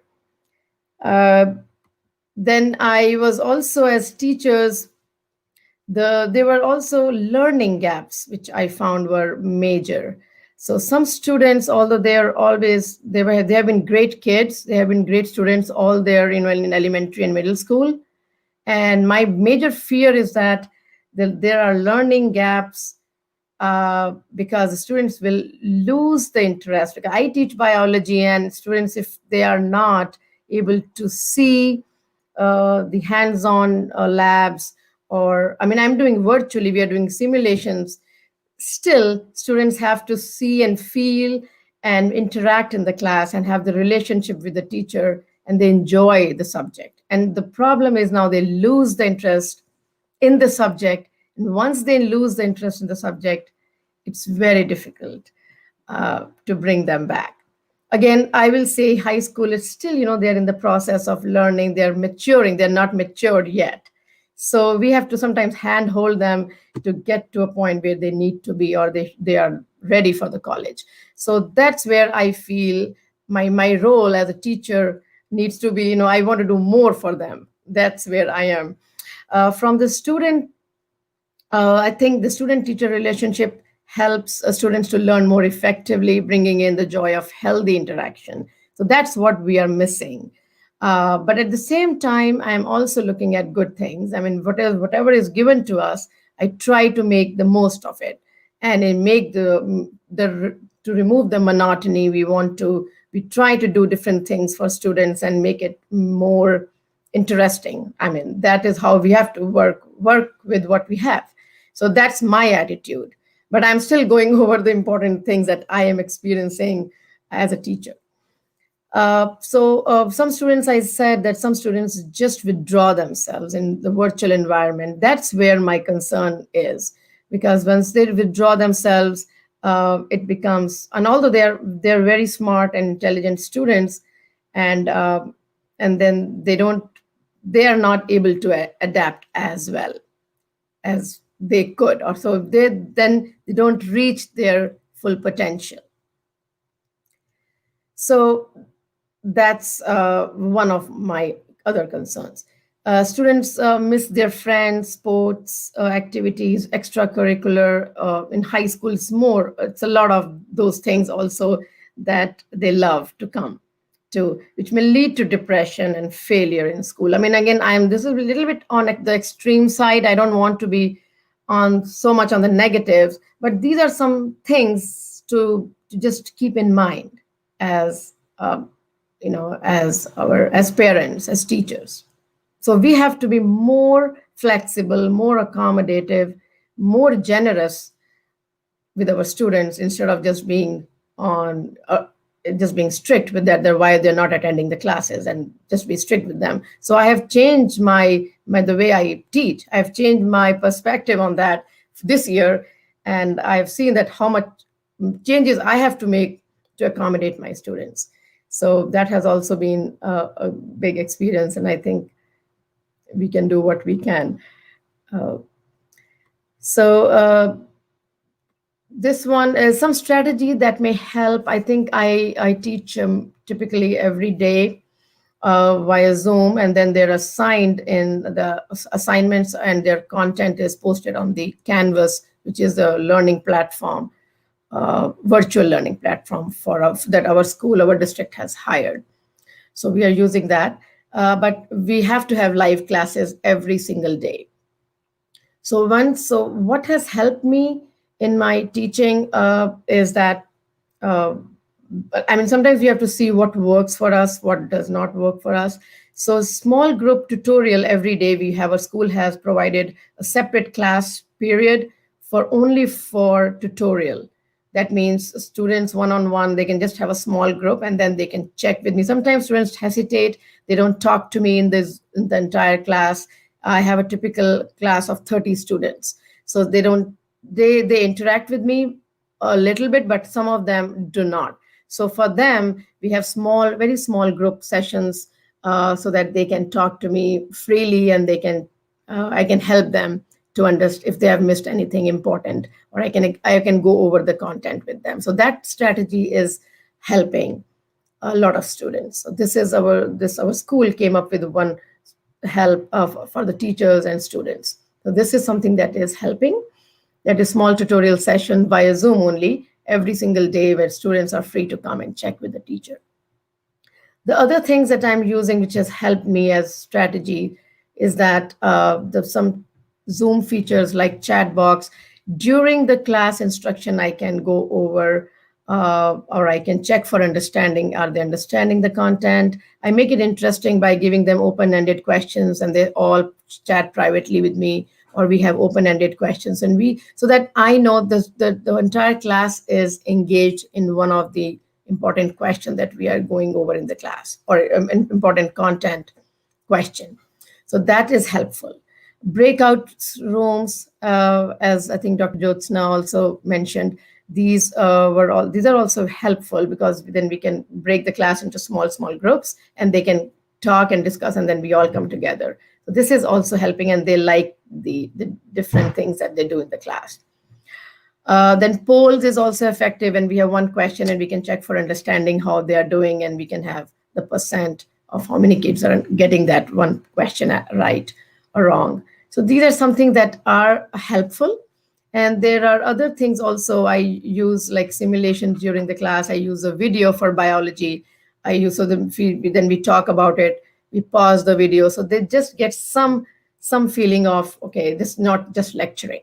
So that is how we have to make interesting for the students, so that they are motivated and they like the subject. Also, at the same time, we have to make it also a little bit rigorous, so that we don't fall back on the content. So that's another thing we have to keep in mind, keeping all those new things which are changing. Any positives aspects of distance learning? I think for my students, some students have become more, I think in general, they have become more responsible. And I tell them all the time that now you have to, I'm not seeing what you're doing, but at least now you have to be more responsible, take the ownership of what you're doing. And I have noticed that students are more responsible in their work now. They're working more independently now, maybe as earlier, maybe they were not.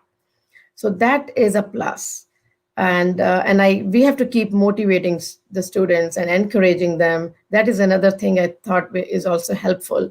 If we keep give them positive notes that they're doing good and they can do it, and they're really intelligent, and there's nothing can stop them. I think these type of encouraging comments help students to move on. Educators and students are able to, at least the second point I thought was, at least we are able to function at a very basic level instead of just not doing it. So and I think fairly well we did. Our coursework is quite rigorous.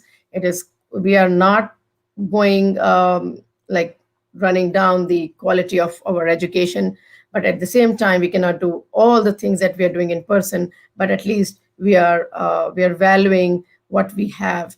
and we are trying to make the best of what we can. So that's what I think is are some positives. What did we learn? I think we are all together in this situation of pandemic, and it's going to get over some point, definitely. And then it has taught us a lot of new things. We have learned to adapt, accept, and be strong in the challenging situations. Most importantly, let us try to look at the brighter side of things that will bring us to a good hope and positivity.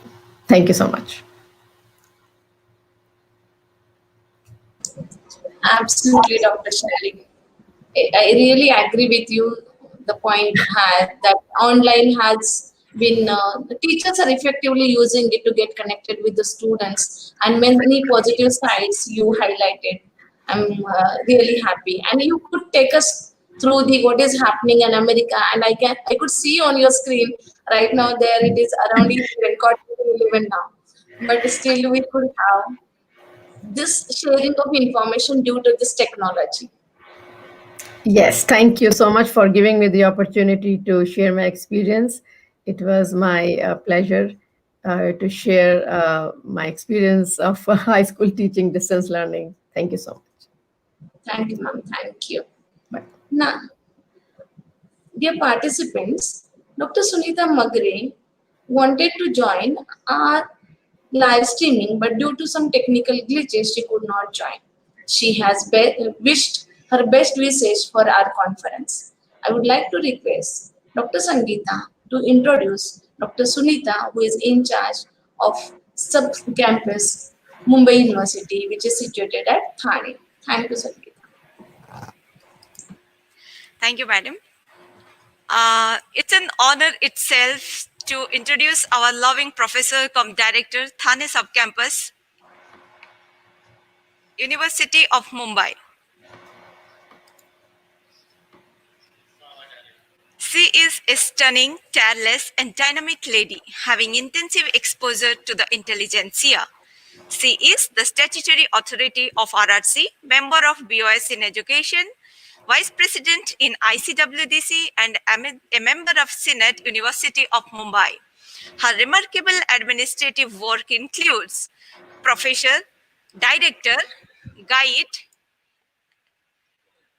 and Madam is the warden of Ramabai Girls Hostel. She is a life member of IATE, All India Social Science Research Association, Mumbai, Association for Learner, New Delhi, and Madam is the research guide since 2008. Under her guidance, 20 research scholars awarded PhD. She published 7 books, edited 7 conference proceedings also. Madam Dr. Sunita Magre owns recognition in national and international level.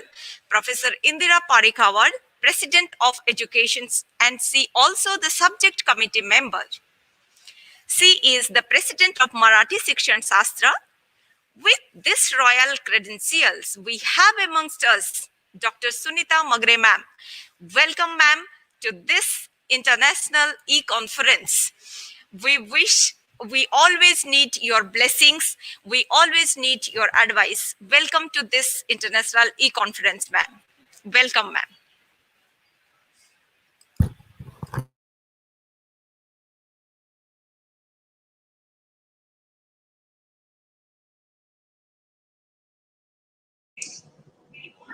Thank you, Dr. Sangeeta. Thank you.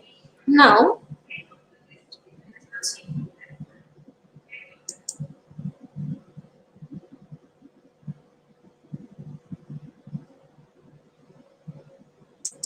now, thank you, Dr. Sunita, to introduce our beloved director, Dr. Magre ma'am. Now, I would like to request Ms. Swarnalata Soni to introduce our chief guest, Dr. Azim Javed Khan sir, who is General Secretary of Oriental Education Society. Over to Ms. Soni.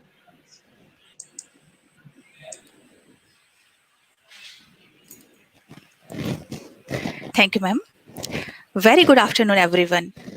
I, Professor S. Soni, on behalf of Oriental College of Education, find immense pleasure in introducing our honorable chief guest, Mr. Azim Javed Khan, the General Secretary of Oriental Education Society. For more than 20 years, with great capacity and commitment, he is working with Oriental Education Society. He has applauding academic achievements as he is graduate of engineering from University of Mumbai. He obtained his PhD from IIT Bombay, Masters of Engineering from Columbia University, New York. He has been a lecturer at University of Mumbai, where he started his skilled proficiency in information technology with MBA engineering and IIT and BSc IT students. He is a researcher and a great teacher for vocation, by vocation, and a visionary entrepreneur. With team spirit, he is constantly contributing to the upgradation of techno-based techno-based quality education. We are very grateful to have you have a such versatile personality on this event. Sir, please enlighten us with your valuable words. Over to sir.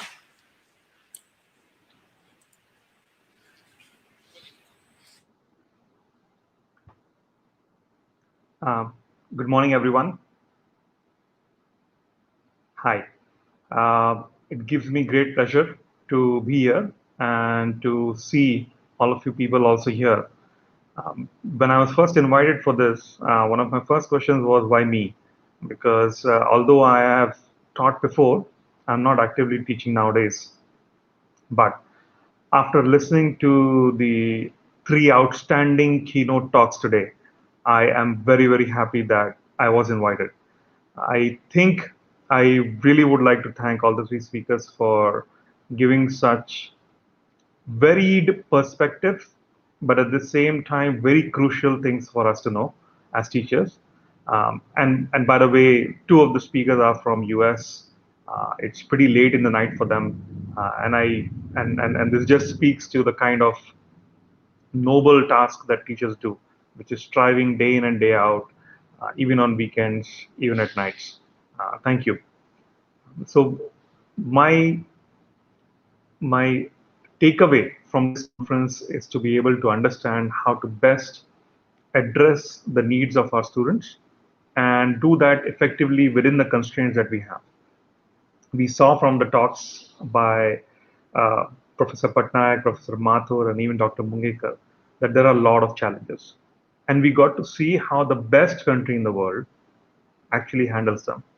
And we have now gotten this experience on our own where we were able to do some level of teaching, in India.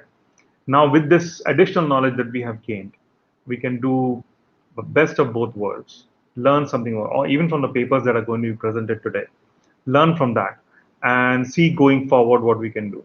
There are far too many challenges for students, for teachers, both personal as well as teaching wise. And even though we are leveraging technology today, and that's one of the benefits because of which we were able to hear from such distinguished speakers from US. Otherwise, if it was a conference in non-COVID times, we would have had speakers from someone who could actually come, which would be in the city or near the city. So despite the presence of technology and despite what my bio said, which is that I'm always trying to encourage more technology use in education, I do believe we have a long, long way to go. And this conference today should help us get there in a more streamlined fashion.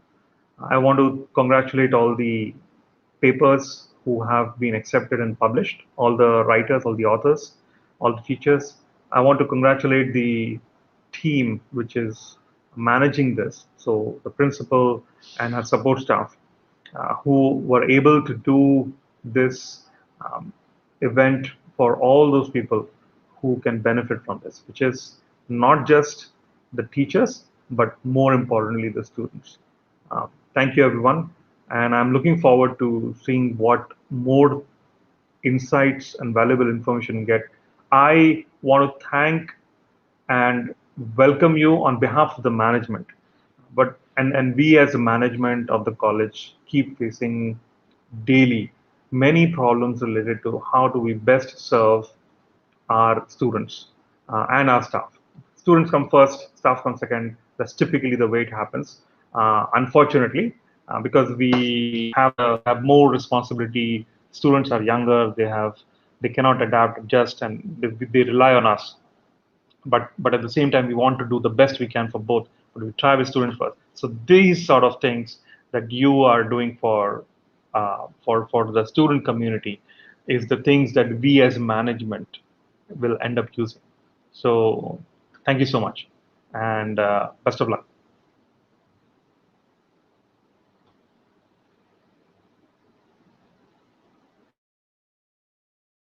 Thank you.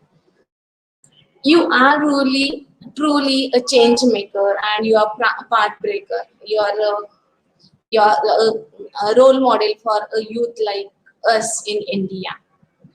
Now, I would like to in I would like to request Dr. Sangeeta Na to call upon for the convener speech. Thank you, sir. Thank you, Dr. Savita. A happy and pleasant afternoon to one and all present here.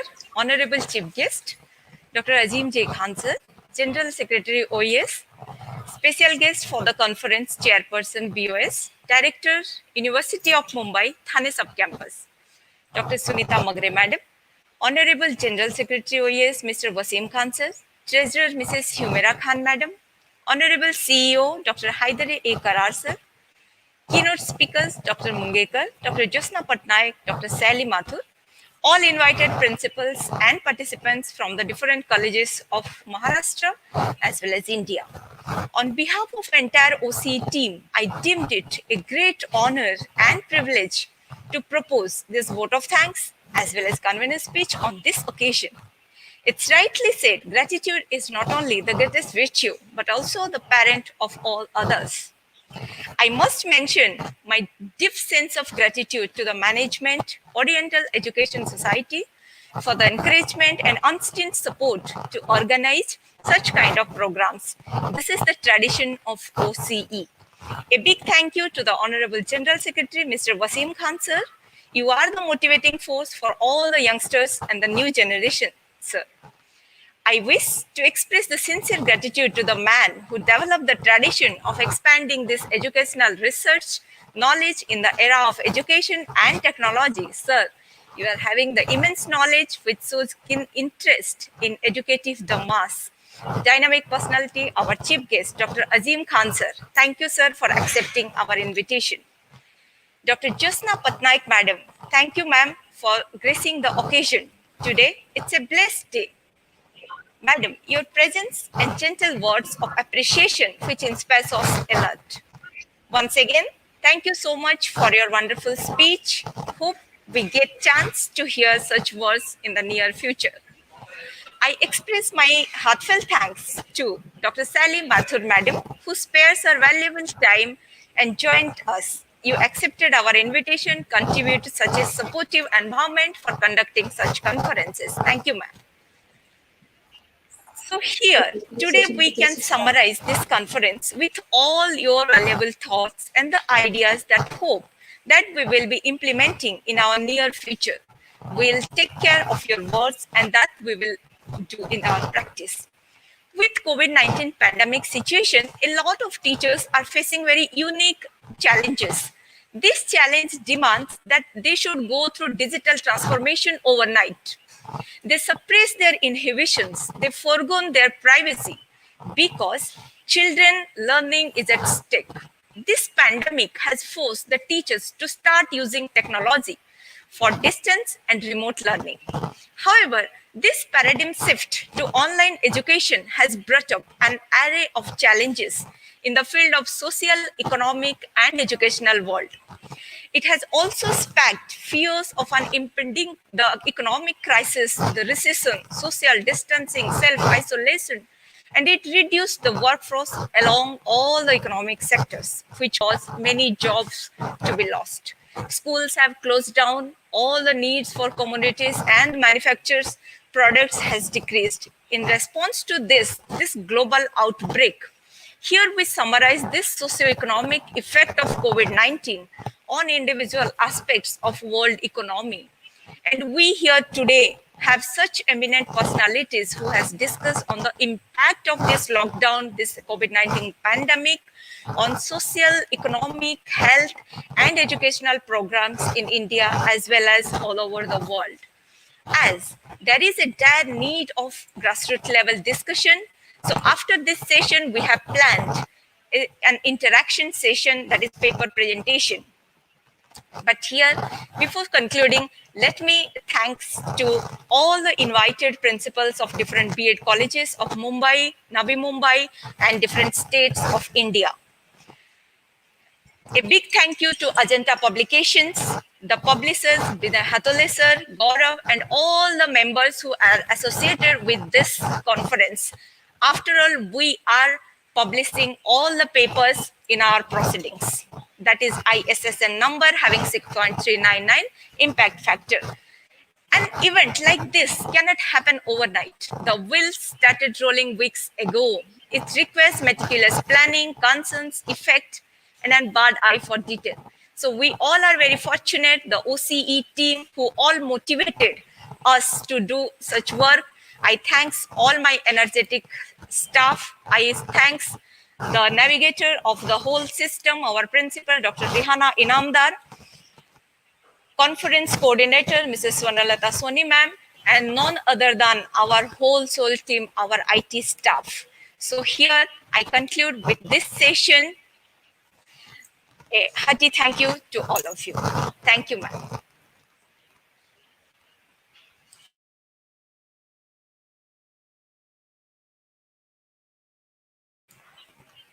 Over to Sabita, ma'am. Thank you, Dr. Sangeeta. Thank you for your sharing experiences and motivating us. Dear participants, we are nearing to the end of the session. After this, I have certain instructions. We will be break for the lunch break, and it's nearing 12:30 for now. We'll join by 1:10. For the conference, we will be sharing the feedback link as well. That will be shared on the WhatsApp group as well.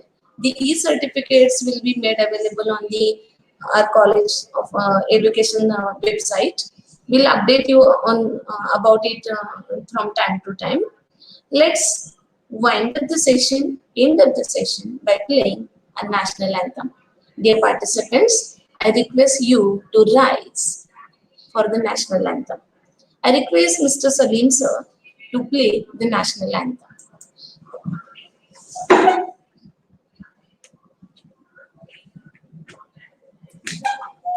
Jana Gana मन अधिनायक जय हे भारत भाग्य विधाता पंजाब सिंध गुजरात मराठा द्राविड उत्कल बंगा विंध्य हिमाचल यमुना गंगा उच्चल जलधि तरंगा तव शुभ नामे जागे तव शुभ आशीष मांगे गाहे तव जय गाथा जन गण मंगलदायक जय हे भारत भाग्य विधाता जय हे जय हे जय हे जय जय जय जय हे